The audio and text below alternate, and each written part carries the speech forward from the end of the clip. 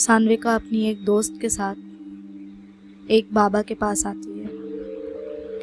उस कमरे में धुआं भरा हुआ था। बाबा अपनी तपस्या में लीन थे।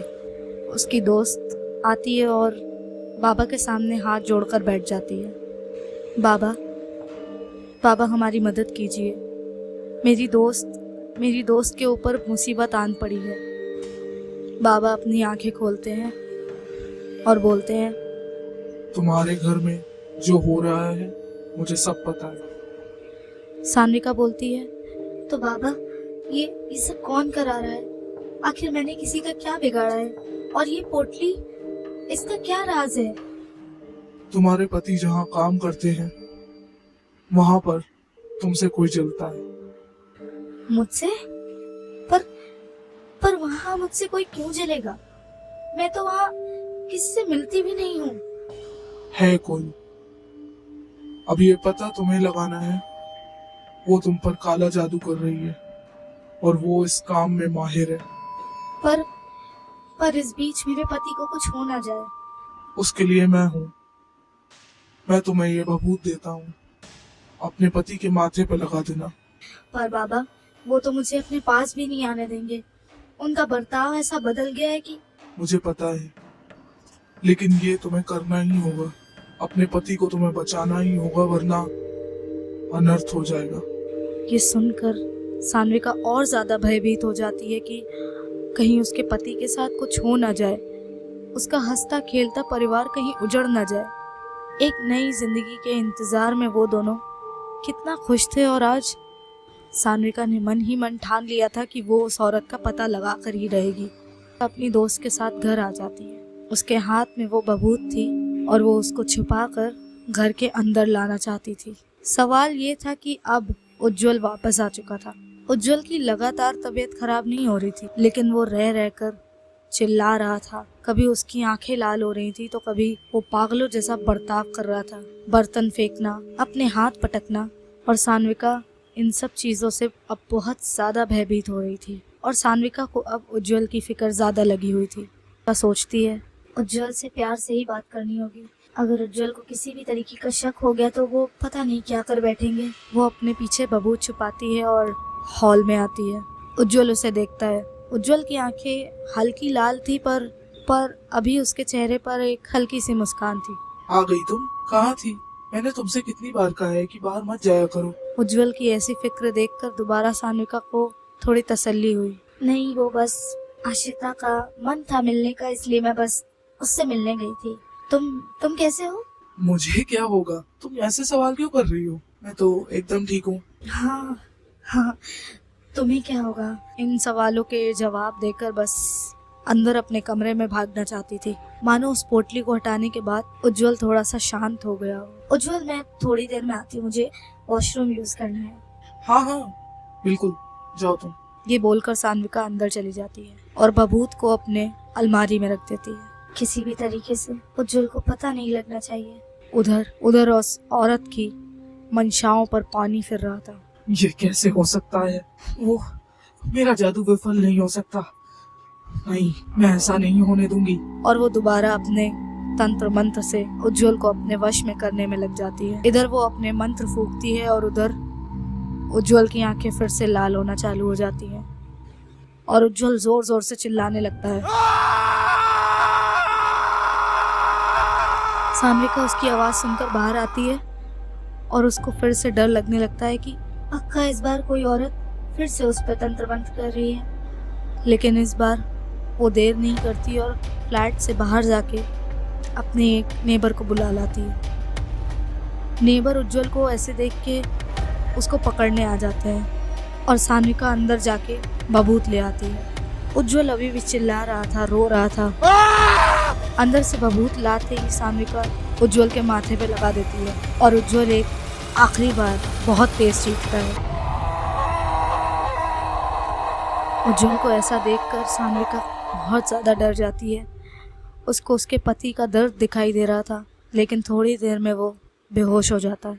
उसको उसके पड़ोसी मिलकर उसके बेड पे बांध देते हैं और सान्विका ये ठान लेती है कि इस खेल को आज ही ख़त्म करना है। आखिर वो उज्जवल के ऑफिस से ऐसा किससे मिली है जो जो उससे इतना जल गया हो। 2 महीने पहले उज्जवल की ऑफिस पार्टी में सान्विका और उज्जवल दोनों साथ में गए थे। उज्जवल की कलीग, उज्जवल सबसे हंस हंस के बातें कर रहा था और सान्विका पानी लेने चली गई थी। उज्जवल के बगल में एक औरत आके खड़ी होती है और उसके कंधे पर हाथ रख के कहती है, हाय उज्जवल, कैसे हो? उज्जवल हाँ में सर हिलाता है और उससे पूछता है तुम कैसी हो? वो भी अपने हालचाल बताने लगती है। वो दोनों अकेले खड़े होकर अभी बात ही कर रहे थे कि इतनी देर में सान्विका पीछे से आ जाती है। ओह सान्विका, आओ मैं तुम्हें सुष्मिता से मिलाता हूँ। Sushmita, she is my wife. Sushmita एकदम अचंभित रह जाती है। जिस इंसान को वो इतने दिन से सिंगल समझ रही थी वो मैरिड निकला। अपनी आंखों में गुस्सा और जलन छिपा के वो चेहरे पे एक मुस्कान लाती है और उससे गले मिलती है, पर मानो सान्विका को थोड़ा सा अजीब लग रहा हो। सुष्मिता ये भाप लेती है कि सान्विका 4 मंथ्स प्रेग्नेंट है। उसका बेबी बम्प दिख नहीं रहा था लेकिन उसको पता चल जाता है। तो कैसी हो तुम? मैंने तो सुना था उज्जवल सिंगल है, पर वो तो शादीशुदा निकला।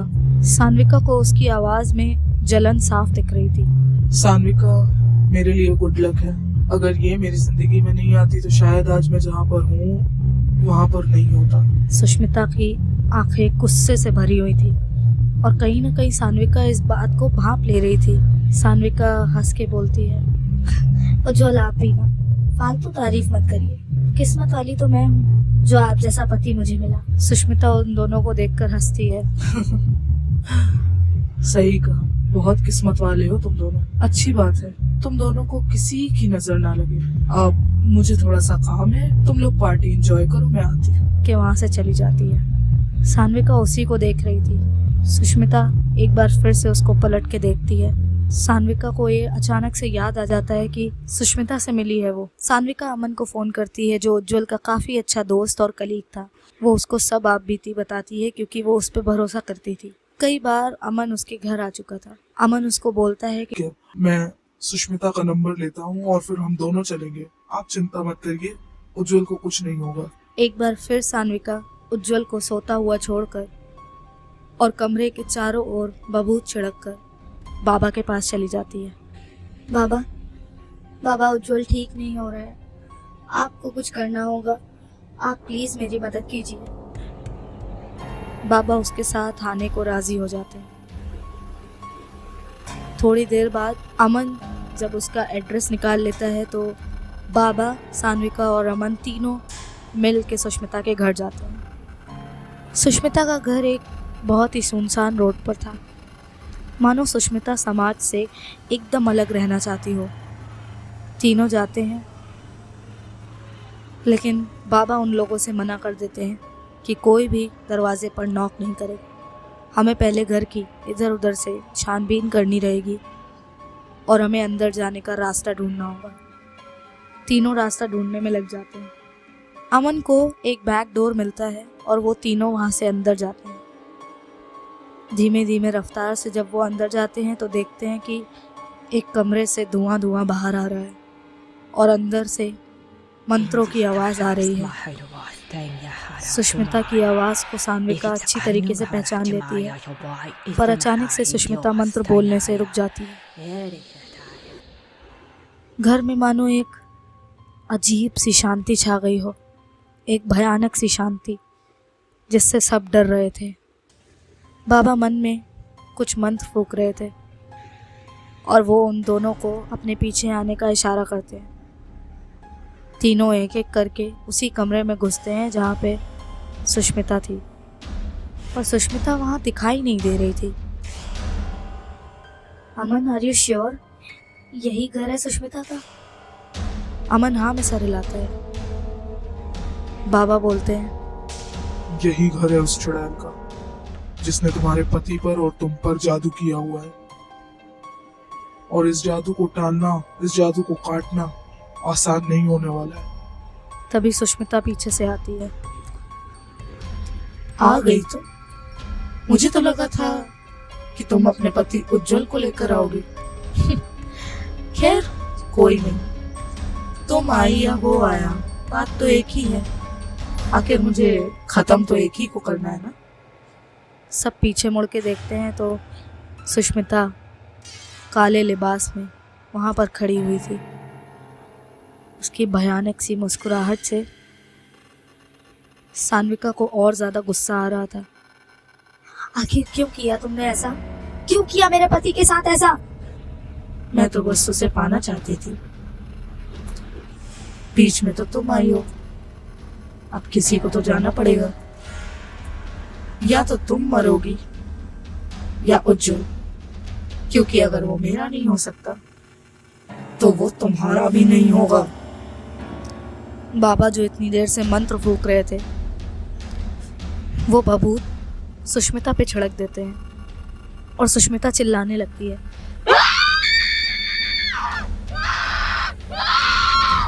मानो सुष्मिता को एक अनदेखी रस्सी ने बांध दिया हो और वो हिल भी नहीं पा रही थी। मेरे रहते तेरा ये गलत इरादा कभी भी सफल नहीं होगा, सुन ले लड़की। अमन तो जैसे चुप सा खड़ा था कि ये सब हो क्या रहा है। सुष्मिता हंसती है और फिर से बोलती है, तुम लोग चाहे जितना कर लो, लेकिन मैं उज्जवल को पाकर ही रहूंगी। वो ऐसा बोलती है और अपने मन में फिर से कुछ पढ़ने लगती है। बाबा बोलते हैं, बेटा तुम दोनों जल्दी से उज्जवल के पास जाओ। घर में अभी भी कुछ ऐसा है जो उज्जवल को मारने की ताकत रखता है। तुम दोनों घर पे जाओ और उस चीज को ढूंढ के जला दो। अमन और वो जल्दी से घर की ओर भागते हैं और यहाँ बाबा सुष्मिता के ऊपर नियंत्रण पाने की कोशिश करने लगते हैं।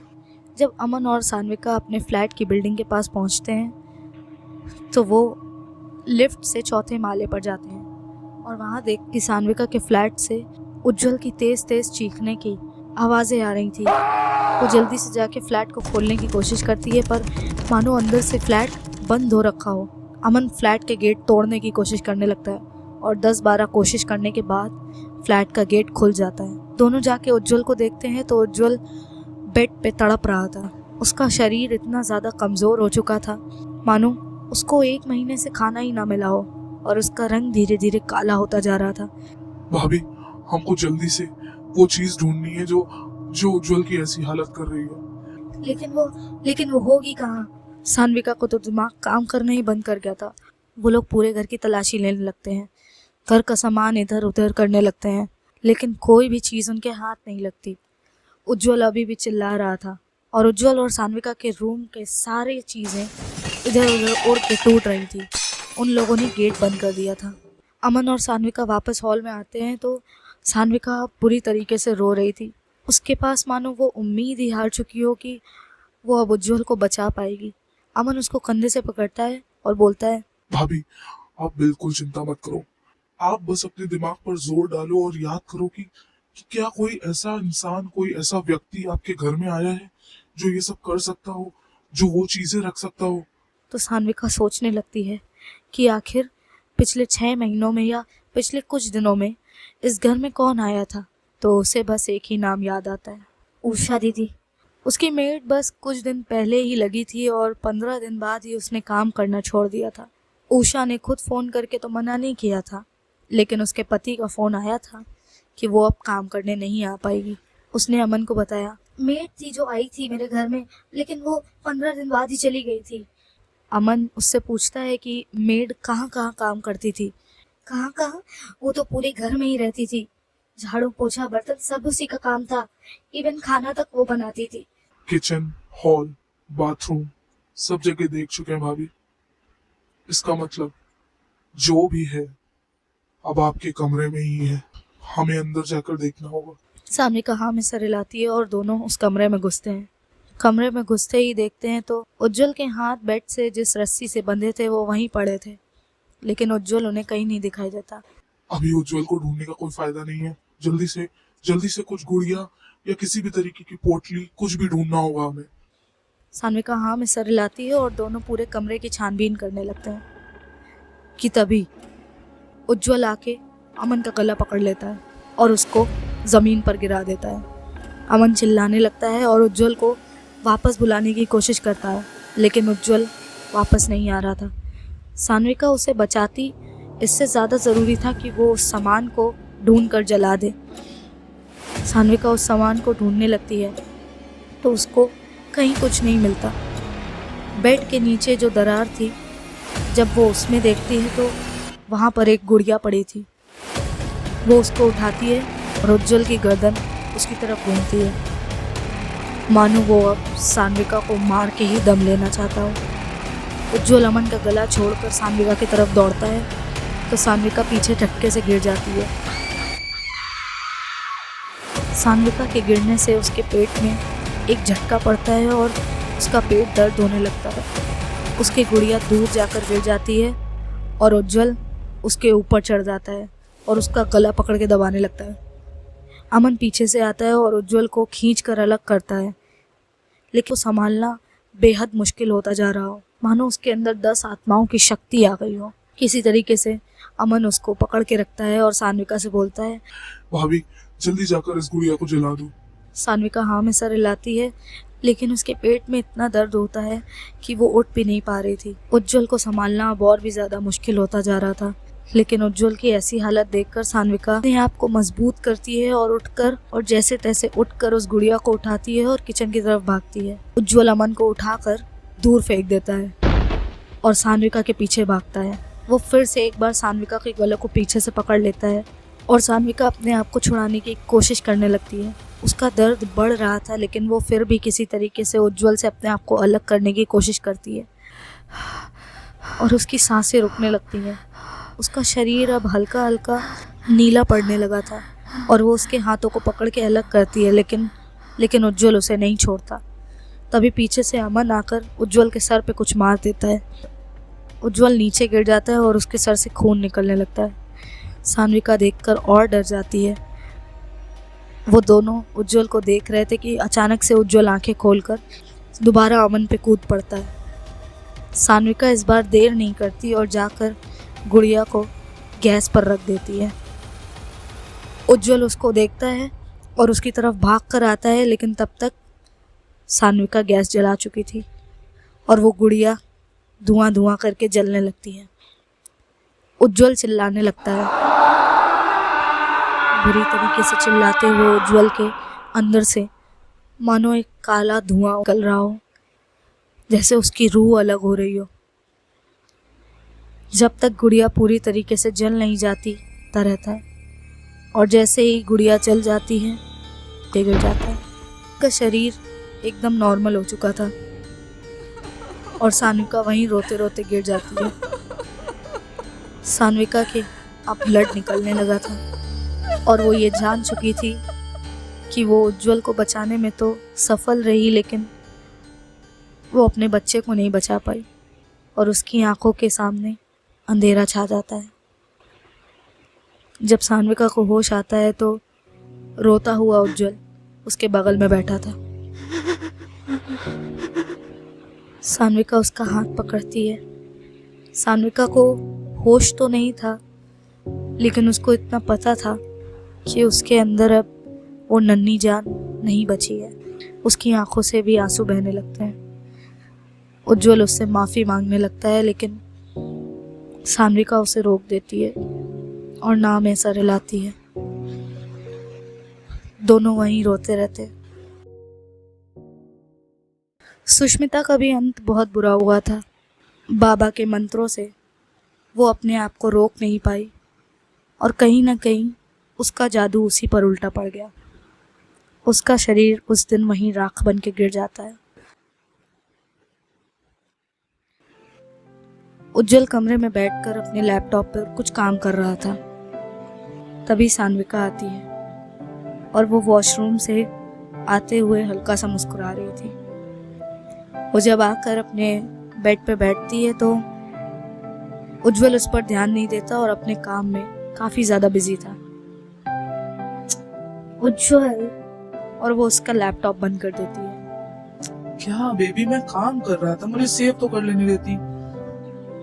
उसको ऐसा बोलते देख जब उज्जवल उसकी तरफ देखता है तो उसका प्यारा सा मासूम सा चेहरा देखकर वो हंस देता है। उज्जवल सान्विका को अपने बगल में बैठाता है और उससे पूछता है। सान्विका बोलती है। आंखें बंद करो।